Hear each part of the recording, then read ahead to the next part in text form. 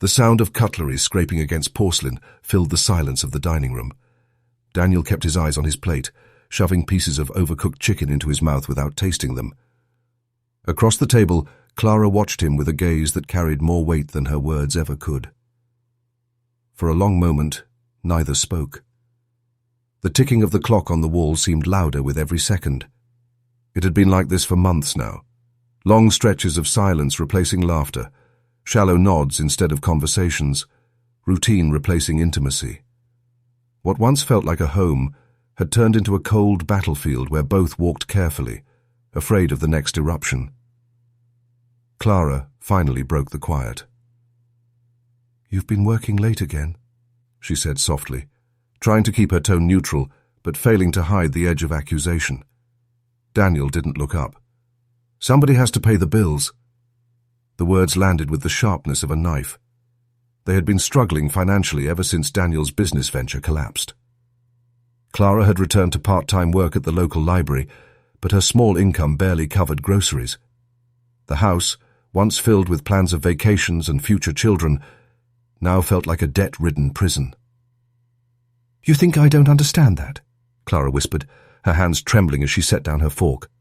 "But you don't talk to me anymore, Daniel. You come home late. You avoid me. Her voice faltered, thick with unspoken fears. Daniel's eyes finally lifted, dark and tired.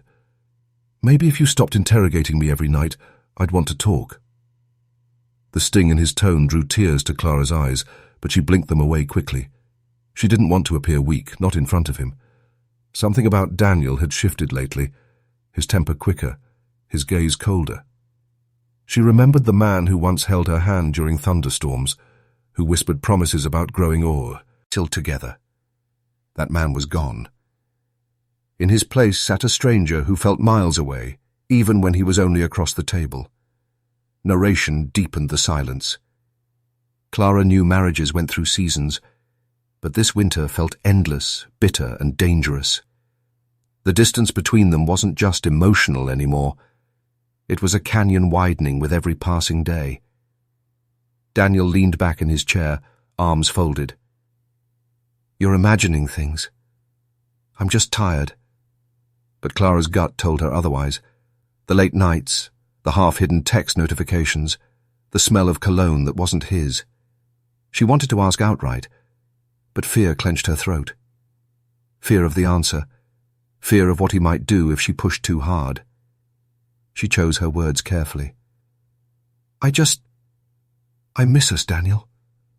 For a fleeting second, something flickered in his eyes. Guilt, regret, or maybe annoyance. But just as quickly, it was gone. He pushed his chair back, the scrape of wood on tile echoing like a warning. "I've got work to do," he muttered, already walking away. Clara sat alone at the table, staring at the half-eaten meal between them. The air felt colder now, as if an unseen frost had seeped into the room. She shivered, not from the temperature, but from the emptiness Daniel left behind. Her thoughts drifted to a memory, their honeymoon in Italy, when he had carried her across a small bridge at sunset, laughing as though the world belonged to them. How could love that warm freeze so quickly into something so hostile? The clock ticked again, louder this time, reminding her that time was slipping away. Clara clenched her fists and whispered to herself, "Something's wrong. I can feel it." Little did she know, the dinner-table silence was only the beginning. Behind Daniel's tired eyes and empty words, a darker plan was already forming, one that would turn their home into a place far colder than she could ever imagine. The following week blurred into a routine Clara had come to dread. Daniel slipping out before sunrise, returning long after dark, and offering little more than a grunt or a mumbled excuse. The shadows of their home seemed to lengthen each night he stayed away, as if the walls themselves carried his absence. Clara lay awake in their bed, staring at the ceiling fans spinning above her. The faint glow from Daniel's phone, left on the nightstand, flickered to life. A new message. She turned her head, heart thudding, but the screen locked before she could read it. Only the hint of a name, an initial, maybe a letter V, burned itself into her mind. The sound of the front door creaking open pulled her back. Daniel's footsteps were heavy, uneven, like he had been drinking. Clara closed her eyes, pretending to sleep. He moved quietly but not carefully enough. She heard the quick taps of his fingers on his phone before the shower started running. A bitter thought clawed at her. He didn't care if she noticed anymore.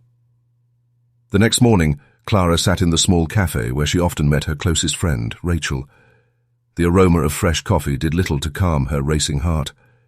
She stirred her cup without drinking, her spoon clinking against the porcelain. Rachel leaned forward, concern etched across her face. "You look exhausted. What's going on?" Clara hesitated, fighting the shame of admitting what she already feared. "It's Daniel. He's different.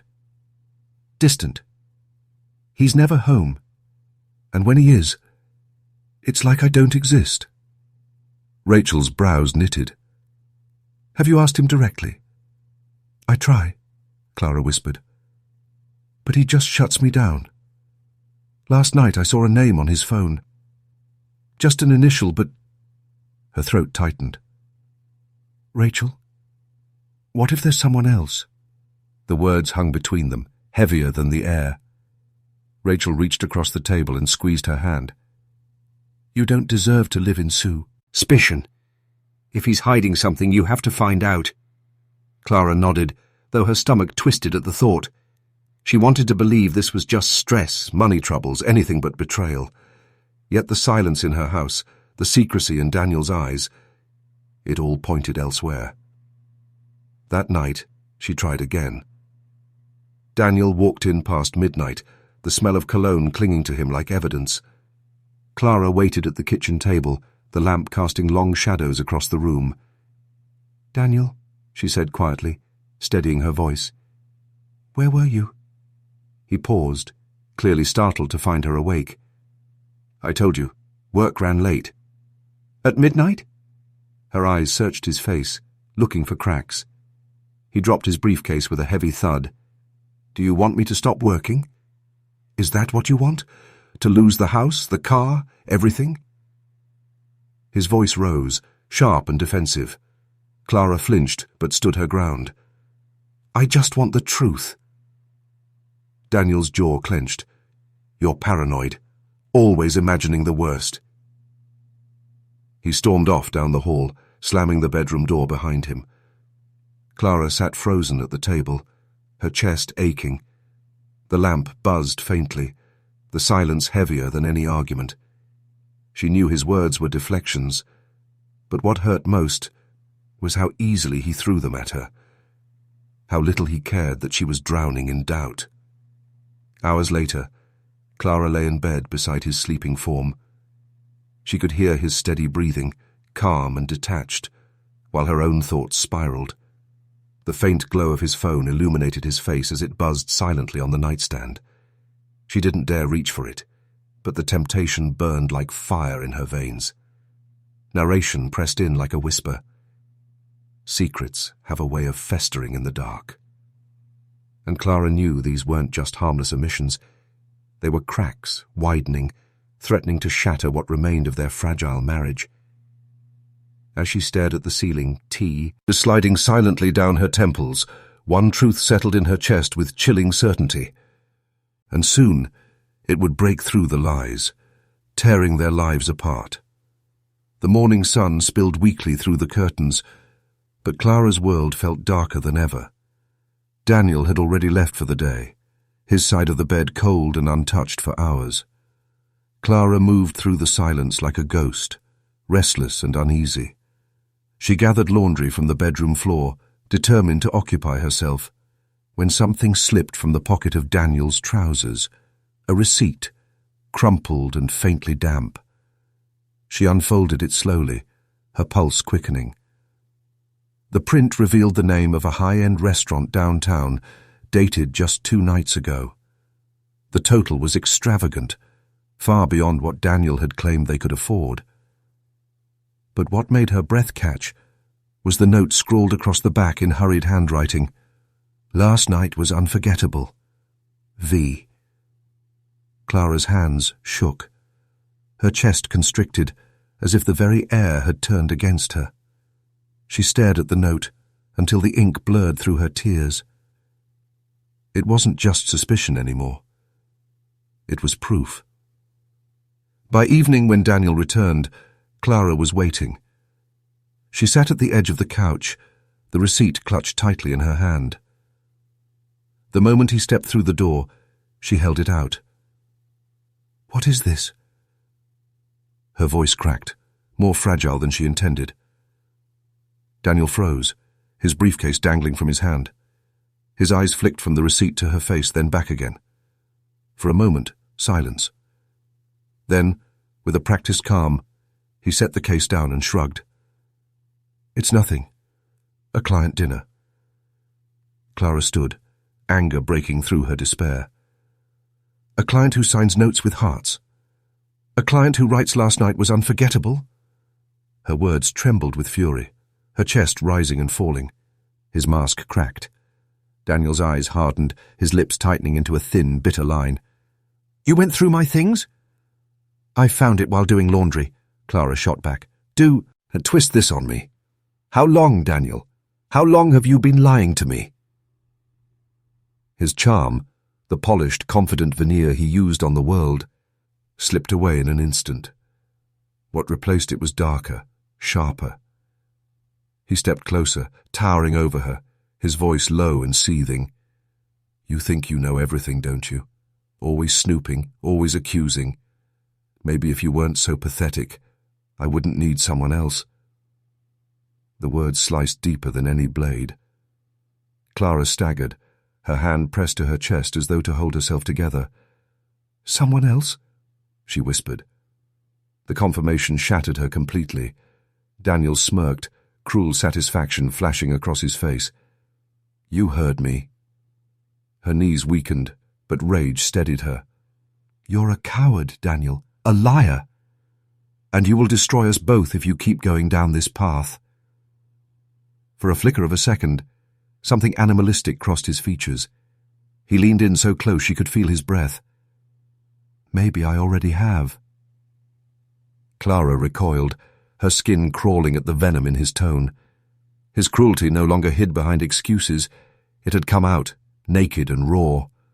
For the first time, she felt not just betrayed, but unsafe. The silence that followed was suffocating. Daniel grabbed the receipt from her hand, crumpling it with a sneer before tossing it into the trash. "Forget about it," he muttered, his back to her. But Clara couldn't.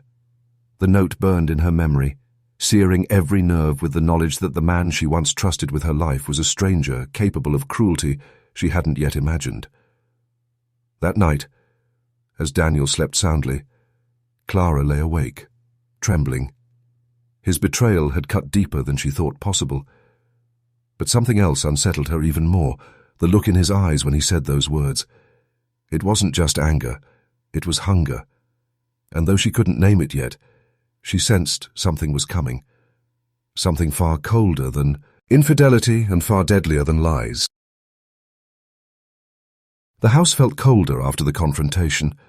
Clara moved through it like an intruder, her presence unwelcome even in her own home. Daniel, meanwhile, seemed strangely calm, almost relieved that the truth had partially surfaced. But beneath that calm exterior, something far more sinister began to take root. Daniel sat alone in the garage one night, the dim bulb above him flickering. He gripped a glass of whiskey tightly, staring into its amber depths as though the drink could justify what his mind whispered. She knows too much. She'll ruin everything. Images swirled in his head. Clara exposing him, divorcing him, taking what little he had left.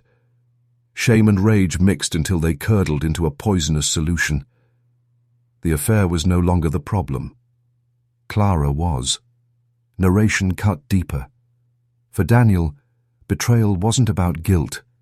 It was about control. And Clara had dared to challenge that control, to expose him. To him, there was only one answer. If he removed her, the noise, the questioning, the accusing eyes, All of it would finally end. In the days that followed, Clara noticed subtle changes. He was quieter, but not in the weary way he had been before. His silence now carried a strange energy, like someone hiding a secret. He avoided her eyes, yet his movements around the house seemed deliberate, measured, calculated. One evening, Clara found him in the basement. She had gone down to fetch old photo albums, only to discover Daniel crouched near the far wall. He straightened quickly, blocking her view.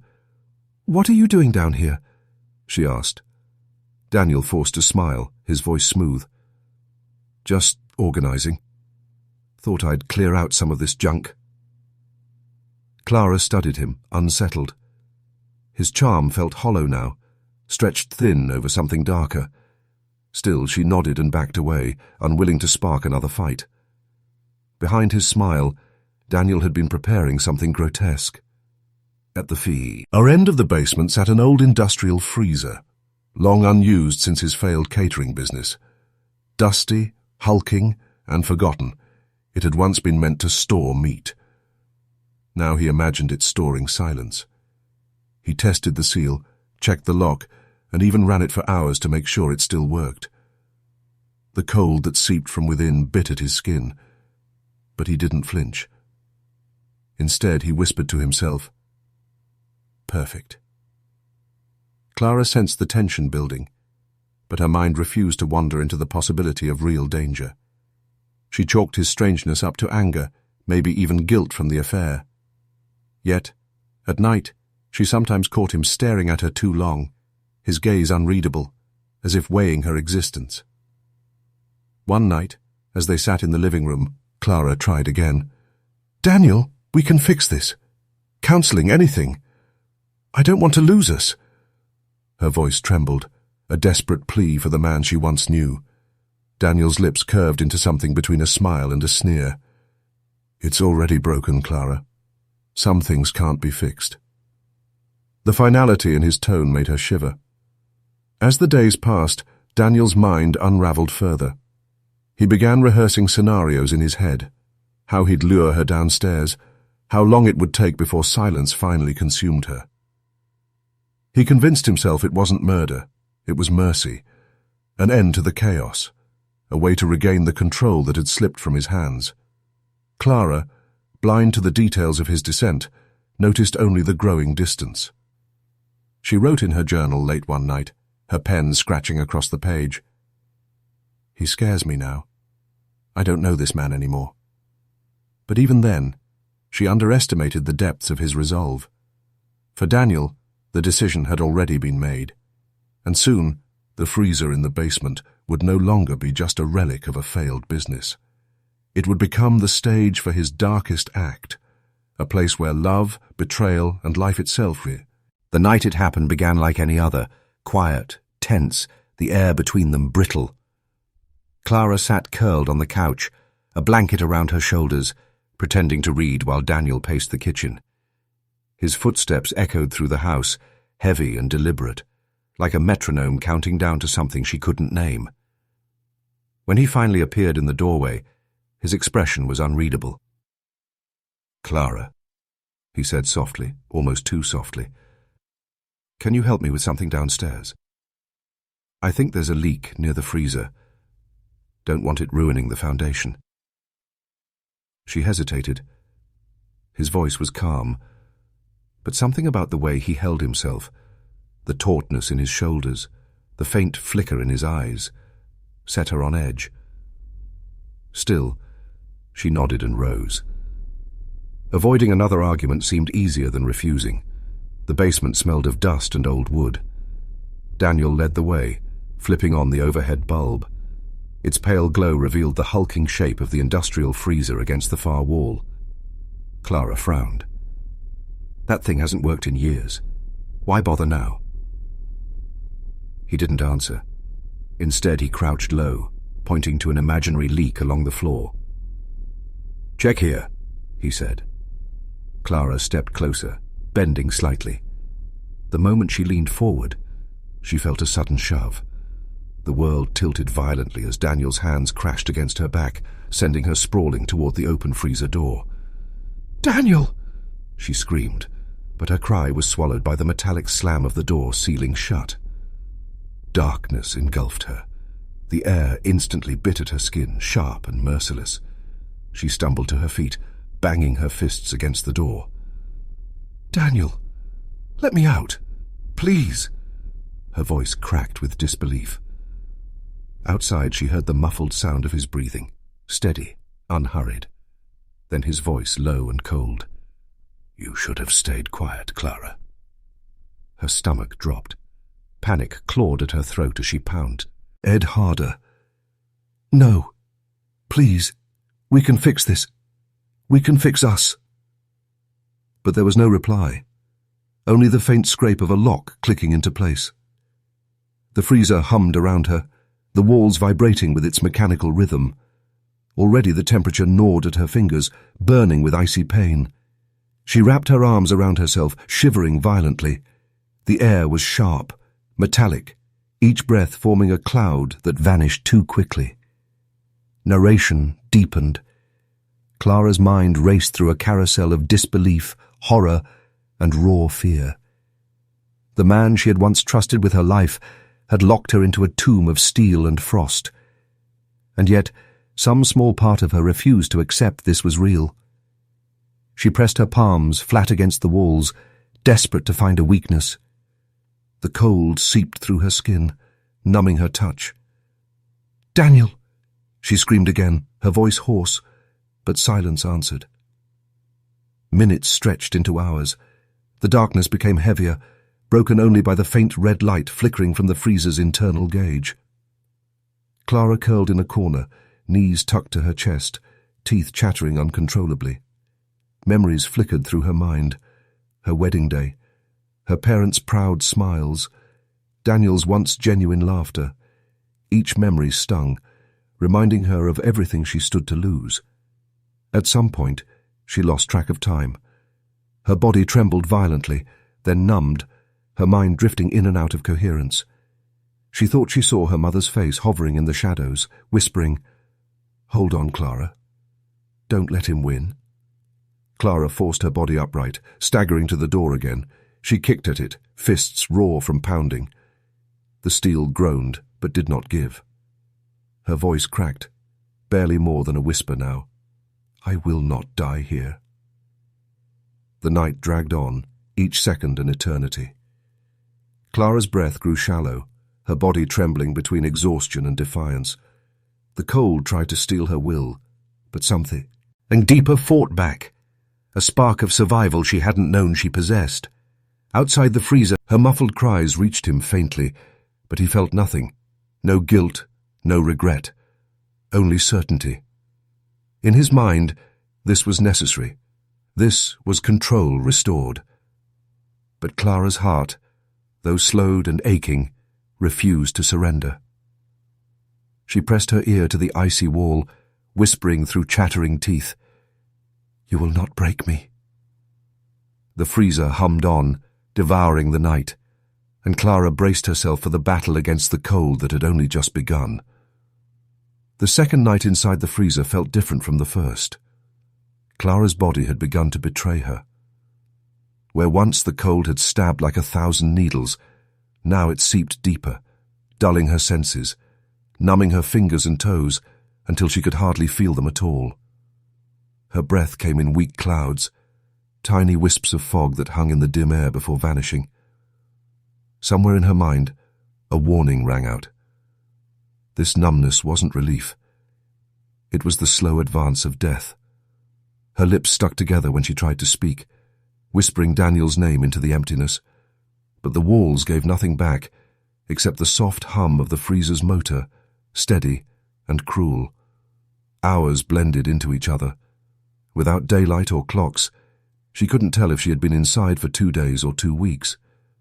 At times, Clara thought she heard footsteps just outside, pausing at the door. She pressed her ear against the icy wall, straining to catch any sound.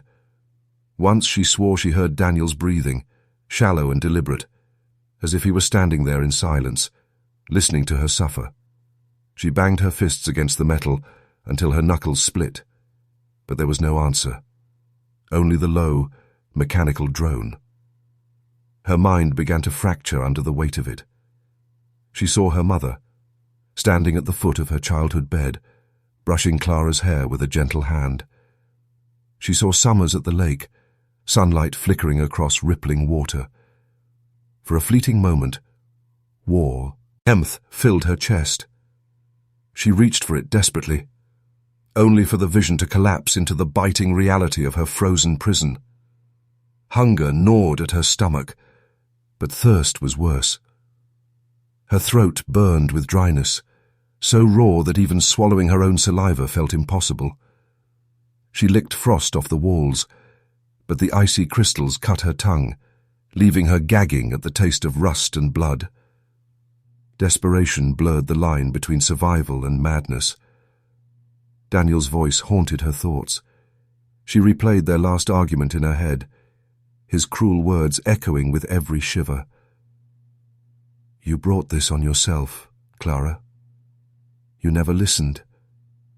You never understood." She wondered if he was whispering those same words now, outside the door, gloating over her slow collapse. On the third day, if it was truly the third, her body shook uncontrollably. Her teeth chattered so hard, she worried they might break. Yet, in a cruel twist, her skin burned as though fire had replaced the frost. She clawed at her clothes, tearing fabric away in a frenzy, convinced the heat would consume her. It was hypothermia's final trick, the illusion of warmth just before the end. Hallucinations grew darker. The freezer door appeared to swing open, and Daniel stepped inside, his silhouette sharp against the faint light. He knelt beside her, stroking her cheek with mock tenderness, whispering promises of forgiveness if she would only surrender. She screamed and lunged, but her arms grasped at nothing but air. When the vision dissolved, she collapsed against the frozen floor, sobbing into her raw, blistered hands. Still, something inside her refused to give in. A voice, faint but insistent, told to him this was proof of his control, evidence that his plan was working. Yet even as he congratulated himself, a flicker of unease stirred. Clara hadn't broken as quickly as he expected. Something in her voice, the stubborn refusal to stay silent, gnawed at the edges of his certainty. Inside, Clara lay trembling, her body on the edge of collapse. She knew death hovered close, circling her like a vulture. But beneath the haze of cold and pain, a single thought sharpened into clarity. Daniel wanted her gone, erased, silenced. If she surrendered now, he would win. And she couldn't allow that. She pressed her cracked lips to the frozen floor and whispered, "I'm not done." The words were faint, nearly lost in the hum of the motor. But to Clara, they were a vow. Outside, Daniel shifted uneasily in his chair, as if he had heard something he couldn't quite believe. The storm between them was far from over. The hum of the freezer had become Clara's constant tormentor, its rhythm pounding in her skull like a cruel lullaby. Her body lay curled against the frozen floor, weaker than ever, but something inside her refused to surrender. The vow she had whispered the night before, "I'm not done," echoed like a fragile shield against the darkness creeping in. Her body was betraying her. Her fingertips had turned blue, her nails brittle and cracked. Breathing felt like inhaling knives. Yet her mind clung desperately to scraps of memory, pulling strength from pain. She remembered the smirk on Daniel's face the night she confronted him about the phone calls. She remembered how he twisted every truth into a weapon, making her doubt her own sanity. His cruelty had been slow and deliberate, like a knife turned over and over in the same wound. The betrayal stung more sharply than the cold. She had loved him, trusted him with everything, and he had responded by locking her in this tomb, convinced he could snuff her out like a candle. Rage flickered through her, small but steady, warming her from the inside even as her skin froze. Clara pressed her palm against the door, her cracked nails scraping the edges. At first, she felt nothing, just smooth steel beneath her hand. But then, faintly, there it was, a line of cold air slipping across her skin. A crack. Tiny, almost imperceptible but real. Her breath caught in her throat. She pressed her lips close, inhaling deeply. The air was thin, tainted by frost and dust, but different, less suffocating than what surrounded her. Hope, faint and bitter, threaded through her lungs. Her heart raced.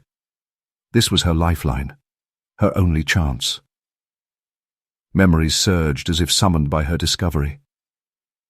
She thought of her wedding day, Daniel's smile, the whispered promises he had made. She thought of how those promises had rotted over the years, replaced by disdain, lies, and manipulation. She remembered the way he belittled her in front of friends, dismissing her opinions as if she were a child. She remembered how he mocked her tears during arguments, laughing at the way her voice cracked. Every slight, every cruel remark layered onto the anger building inside her. For so long she had been quiet. For so long she had accepted the role of the accommodating wife, hoping patience would heal the rift between them. But now, trapped in the freezing dark, she understood something with crystal clarity. Daniel didn't want her silence. He wanted her gone. Her body trembled, not only from the cold but from the fire igniting in her chest. She leaned harder against the crack, letting the faint stream of air sting her lips, tasting freedom on the other side. The silence wasn't surrender, it was strategy. He frowned, unease gnawing at his gut. Inside, Clara pressed her forehead against the steel and whispered, "You don't win, Daniel. Not like this." The words came out as a ragged breath, but they steadied her. She had to stay alive, not just to survive, but to defy him. Her body felt on the verge of collapse, but her mind sharpened with every passing second. The freezer wasn't just a tomb, it was a battleground, and she would fight until her last breath. As her eyes drifted closed, she clung to the rhythm of that tiny draft brushing her face. It was proof that the world outside had not abandoned her, that there was still something left to fight for. And in the shadows beyond the freezer door, Daniel shifted, his unease twisting into something darker. If Clara had found even a sliver of hope, then his control was slipping. And Daniel was not a man who handled losing well. The battle between them was no longer quiet. It was only beginning. The basement felt colder than ever, though Daniel knew it was only his imagination. He stood at the bottom of the stairs, staring at the freezer as if it might suddenly lurch open on its own. For days, he had listened to Clara's muffled cries and the scratch of her nails. But tonight, the silence gnawed at him. He rubbed the back of his neck, sweat beading despite the chill. Something was wrong. Silence wasn't supposed to scare him, but it did. He leaned closer, his ear almost pressed against the door, straining to catch any sound. For a moment he swore he heard her whisper his name. "Daniel." He jolted back, heart pounding. The voice had been soft, almost tender. Impossible. She was too weak to speak. And yet he heard it again, echoing faintly in his skull. "Daniel." He clutched his head, muttering, "No, you're not in control. You're not." But the words rang hollow. His mind, once sharp, with planning, now buzzed with paranoia. What if she was still stronger than he thought? What if she was waiting, plotting from inside that frozen tomb? Upstairs he poured himself a drink, hands trembling as he lifted the glass. The bourbon burned his throat, but it didn't chase away the image of Clara's eyes staring at him, defiant even in the cold. He slammed the glass down, shattering it across the counter. Down below, Clara pressed her lips against the crack she had discovered, inhaling what little fresh air seeped through. Each breath was a knife of frost in her lungs, but it was life, and that was enough. Her body screamed for rest, but her mind clung to the thought, if I can widen it, I can survive. Her nails clawed at the rubber seal, brittle and bleeding, but determined. She pulled with every ounce of strength she had left, feeling the faintest give. The freezer hissed under the strain, and her chest tightened with cautious hope. She whispered to herself, barely audible, "You don't win, Daniel. Not yet." Daniel's paranoia worsened. He stalked the house like a restless predator, snapping at shadows, convinced he heard footsteps in empty rooms. He even tore through Clara's belongings upstairs, flipping through her journals, searching for signs she had planned to betray him long before his scheme. Every page he read only made him feel smaller, angrier. "You thought you were smarter," he hissed into the void. "You thought you'd leave me." His voice cracked, trembling with both rage and fear. But downstairs, Clara's determination grew. The crack had become her anchor, her proof that Daniel was not invincible. She scraped, pulled, pressed her frozen body against the seam until her muscles burned. Every inch widened was a promise. Survival wasn't just possible, it was within reach. Her hallucinations twisted into visions of freedom. She saw sunlight spilling across her childhood bedroom, felt her mother's hand brushing her hair. She heard laughter, warmth, life, everything Daniel had tried to bury beneath ice. These memories didn't weaken her. They sharpened her will. And as Clara pushed against the seam, the faintest sound echoed through the basement. A squeal of shifting metal, tiny but undeniable. Daniel heard it. His head snapped toward the freezer, eyes wide with terror. The sound sliced through his paranoia like a blade, confirming his deepest fear. She was still fighting. She was not gone. For the first time, Daniel felt something he hadn't allowed himself to acknowledge. Doubt. He rushed to the freezer, pressing his hand against the cold door, his breath ragged. Inside, Clara froze, heart pounding as his shadow loomed. He whispered, almost pleading, "Stay down, Clara. Stay down." But she didn't. She pressed harder against the crack, knowing he was on the other side, knowing he could hear her defiance in the silence itself. The battle between them had shifted. No longer was she the victim and he the executioner. The cracks in the ice were no longer just physical. They were inside Daniel's mind, splintering his certainty, unraveling his control. And Clara was ready to use every fracture to claw her way out. The crack had become Clara's lifeline, her obsession, her only prayer in the frozen tomb. For hours she pressed, pulled, clawed, her body shaking violently with every effort. Her lips were torn, her fingernails split down to the flesh, but she didn't stop. Every scrape was a declaration, "I will not die here." And then it happened. The seal gave with a sudden pop, the sound slicing through the icy silence like a gunshot. A rush of air hit her face, damp, dusty, warm compared to the freezing void she had been trapped in. She gasped, lungs aching as fresh oxygen filled them. With a guttural cry that didn't sound like her own, she shoved herself against the door. The freezer creaked. It shifted, and then, with one last desperate push, it swung open. Clara collapsed onto the concrete floor of the basement, her body convulsing violently, her skin blotched red and white from frostbite. She lay gasping, her breath clouds rising in the cold air, her blood leaving faint smears where her hands dragged across the floor. But she was free. Daniel was there. He had been dozing in a chair, a bottle at his side, when the metallic groan of the freezer door jolted him awake. He staggered to his feet, disbelief written across his face as he saw Clara crawling out, her body grotesquely thin, her fingers raw and dripping. "No!" His voice cracked, strangled.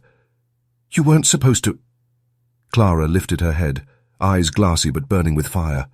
Her lips trembled as she rasped, "You failed, Daniel." His face twisted, torn between rage and terror. Get back inside. Now. Don't make this harder. Clara coughed, blood flecking her lips, but she pushed herself upright on shaking arms. You tried to bury me in ice, but I'm still here. Daniel lunged forward, grabbing her arm, trying to drag her back toward the freezer. She screamed, a raw, guttural sound, twisting and clawing at him with frostbitten hands. Her nails dug into his skin, leaving streaks of blood. Let go of me, she cried. He snarled, his voice breaking with madness. You don't understand. You ruined everything.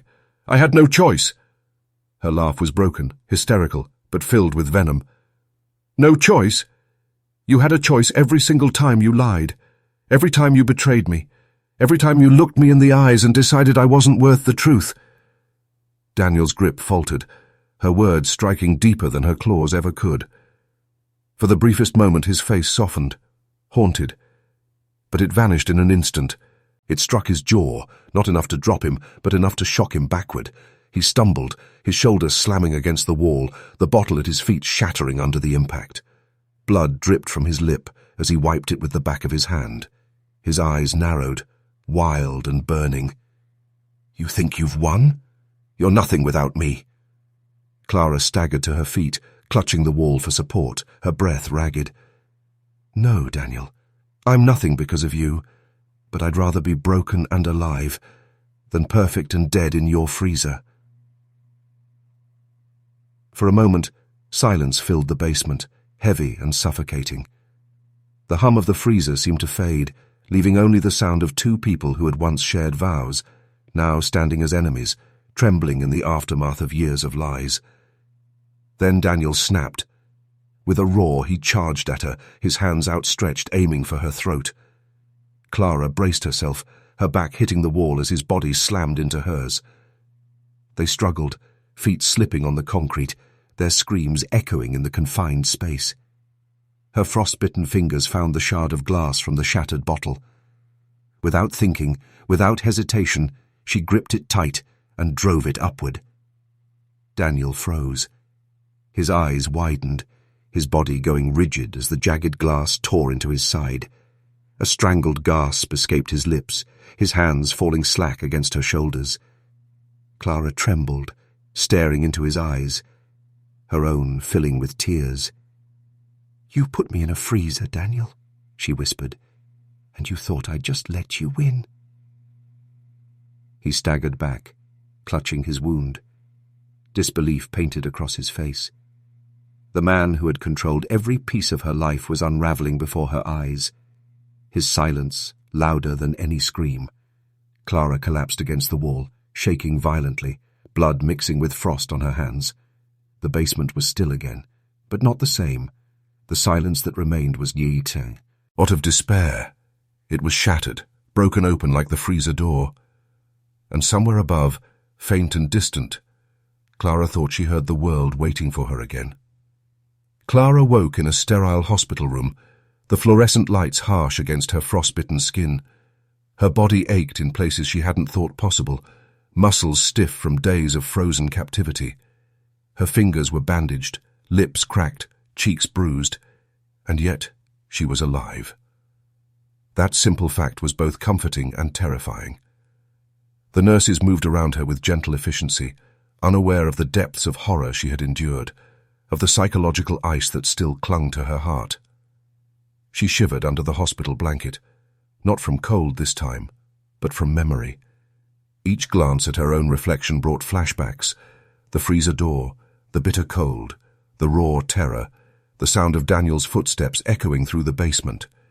She had escaped death, but she had not escaped him entirely. The police arrived later that day. They led Daniel away in handcuffs, his face pale, his eyes darting nervously. He offered no resistance, no explanations, only the occasional mutter under his breath. Clara watched from her bed, her heart heavy with a strange cocktail of relief, anger, and exhaustion. Detectives questioned her, taking careful notes. She recounted every moment she could remember: the crack in the freezer, the nights of frost, the hallucinations, the final struggle that had left both of them bloodied. Her voice trembled, but her mind was razor-sharp, cataloguing the events with obsessive precision. Outside the interrogation room, Daniel's lawyer whispered reassurances he didn't truly believe. Daniel's hands shook as he gripped the table, his confidence from the basement completely dissolved.